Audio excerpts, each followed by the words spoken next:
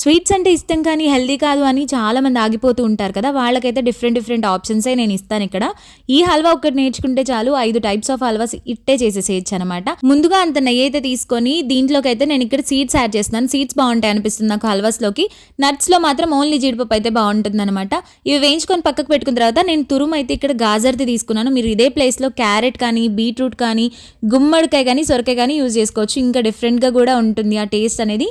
So తర్వాత అది పచ్చివాసన అంతా పోయాక కాచి చల్లార్చిన పాలు లీటర్ అయితే తీసుకుంటున్నాను, 1 కేజీ తురుముకి అయితే. దీనివల్ల మనకి చాలా లాభాలే ఉన్నాయండి. మెయిన్గా ఐ అండ్ హార్ట్కి బాగుంటుంది. తర్వాత ఇమ్యూన్ పవర్ పెరుగుతుంది. స్కిన్కి కానీ, బోన్కి కానీ, డైజెస్టివ్ సిస్టమ్కి కానీ చాలా హెల్ప్ అవుతుంది. ఇంకేమైనా ఉంటే కామెంట్. మీరు ఇక్కడ వద్దనుకుంటే షుగర్ బదులు బెల్లం వాడుకోవచ్చు. ఇలాచీతో పాటుగా కొంచెం కుంకుమ పువ్వు వేసుకుంటే ఆ ఫ్లేవర్ అనేది ఇంకా బాగుంటుంది అనమాట.